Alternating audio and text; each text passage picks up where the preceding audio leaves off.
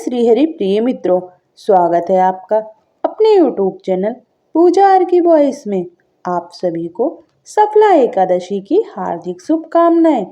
जैसा कि आप सभी को पता है कि ये 2024 का अंतिम महीना चल रहा है और ये 2024 की अंतिम एकादशी है।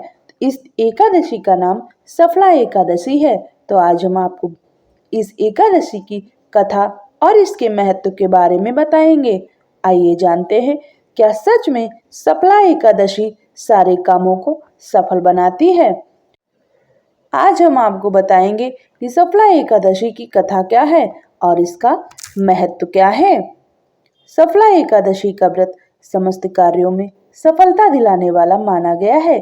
सफला एकादशी का महत्व और कथा क्या है, इसके फल से कौन सा पुण्य प्राप्त होता है।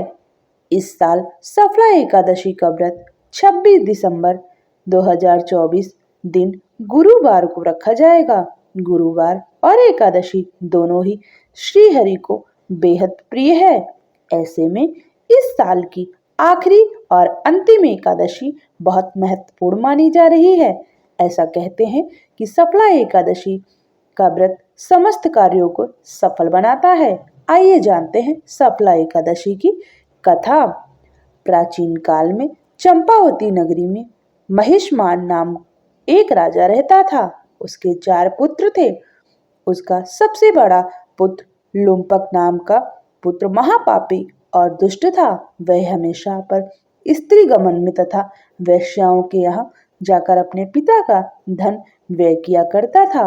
देवता, ब्राह्मण, वैष्णव आदि सुपात्रों की निंदा करके वह बहुत अधिक प्रसन्न होता था।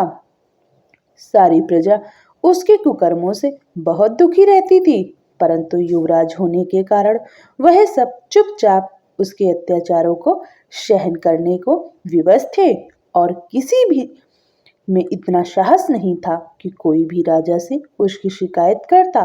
परंतु कहते हैं ना कि बुराई अधिक समय तक पर्दे में नहीं रहती है। तो ऐसा ही हुआ। एक दिन राजा महिष्मान को लुम्पक के कुकर्मों का पता चल ही गया। तब राजा अत्यधिक क्रोधित हुआ और उसने लुम्पक को अपने राज्य से निकाल दिया। पिता द्वारा त्यागते ही लुम्पक को और सभी ने भी त्याग दिया। अब वह सोचने लगा कि मैं क्या करूं, कहां जाऊं। अंत में उसने अपने ही पिता के राज्य में चोरी करने का विचार बनाया। वह दिन में राज्य से बाहर रहता था और रात्रि को अपने ही पिता की नगरी में जाकर चोरी तथा अन्य बुरे कर्म करने लगा। रात में वह जाकर नगर के निवासियों को मारता तथा उन्हें कष्ट देता। वन में वह निर्दोष पशु पक्षियों को मारकर उनका भक्षण किया करता था। किसी किसी रात जब वह नगर में चोरी आदि करते पकड़ा भी जाता तो राजा के डर से पहरेदारों से छोड़ देते थे। कहते हैं ना कि कभी कभी अनजाने में भी प्राणी ईश्वर की कृपा का पात्र बन जाता है। ऐसा ही कुछ लुम्पक के साथ भी हुआ। जिस वन में वह रहता था वह वन भगवान को भी बहुत प्रिय था। उस वन में एक प्राचीन पीपल का वृक्ष था तथा उस वन को सभी लोग देवताओं का क्रीड़ा स्थल मानते थे। वन में उसी पीपल के वृक्ष के नीचे वो महापापी लुम्पक रहता था। कुछ दिन बाद पौष मास के कृष्ण पक्ष की 10वीं के दिन वस्त्रहीन होने के कारण लुम्पक तेज ठंड से मूर्छित हो गया। ठंड के कारण वह रात को सो न सका और उसके हाथ पैर अकड़ गए। वह रात बड़ी कठिनता से बीती, किंतु सूर्य उदय के होने पर भी उसकी मूर्छा नहीं टूटी। वह ज्यों का त्यों पड़ा रहा। सफला एकादशी की दोपहर तक वह पापी मूर्छित ही पड़ा रहा। जब सूर्य के तपने से उसे कुछ गर्मी मिली तब वह दोपहर में कहीं उसे होश आया और वह अपने स्थान से उठकर किसी प्रकार चलते हुए वन में भोजन की खोज में फिरने लगा। उस दिन वह शिकार करने में असमर्थ था, इसलिए पृथ्वी पर गिरे हुए फलों को लेकर पीपल के वृक्ष के नीचे गया। भूखा होने के बाद भी वह उन फलों को ना खा सका, क्योंकि कहा तो वह नित्य जीवों को मारकर उनका मांस खाता था और कहा फल। उसे फल खाना तनिक भी अच्छा नहीं लगा, अतः उसने उन फलों को पीपल की जड़ के पास रख दिया और दुखी होकर बोला, हे ईश्वर, यह फल आपको ही अर्पण है, इन फलों से आप ही तृप्त हो। ऐसा कहकर वह रोने लगा और रात को उसे नींद नहीं आई क्योंकि वह भूखा था। वह सारी रात रोता रहा। इस प्रकार उस पापी ने अनजाने में ही एकादशी का उपवास रख लिया।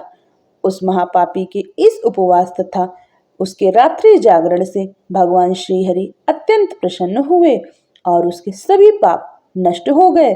सुबह होते ही एक दिव्य रथ अनेक सुंदर वस्तुओं से सजा हुआ आया और उसके सामने खड़ा हो गया। उसी समय आकाशवाणी हुई, हे युवराज, भगवान नारायण के प्रभाव से तेरे सभी पाप नष्ट हो गए हैं। अब तू अपने पिता के पास जाकर राज प्राप्त कर। जब यह आकाशवाणी लुम्पक ने सुनी तो वह अत्यंत प्रसन्न होते हुए बोला, हे प्रभु, आपकी जय हो। ऐसा कहकर उसने सुंदर वस्त्र धारण किए और फिर अपने पिता के पास गया। पिता के पास पहुंचकर उसने सारी कथा पिता को सुनाई। पुत्र के मुख से सारा वृत्तांत सुनने के बाद पिता ने अपना सारा राज तत्क्षण ही पुत्र को सौंप दिया और स्वयं उसी वन में चला गया। अब लुम्पक शास्त्रानुसार राज्य करने लगा। उसकी स्त्री, पुत्र आदि भी श्री हरि विष्णु के परम भक्त बन गए। वृद्धावस्था आने पर वह अपने पुत्र को राज्य सौंपकर भगवान श्री हरि का भजन करने के लिए वन में चला गया और अंत में परम पद को प्राप्त हुआ। जो मनुष्य श्रद्धा व भक्ति पूर्वक इस सफला एकादशी का उपवास करते हैं, उनके समस्त पाप नष्ट हो जाते हैं और अंत में उन्हें मुक्ति प्राप्त होती है।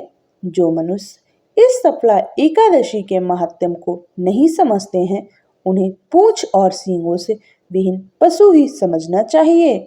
सफला एकादशी के महात्म्य को पढ़ने अथवा श्रवण करने से प्राणी को राजसूय यज्ञ के समान फल प्राप्त होता है। जय श्री हरि।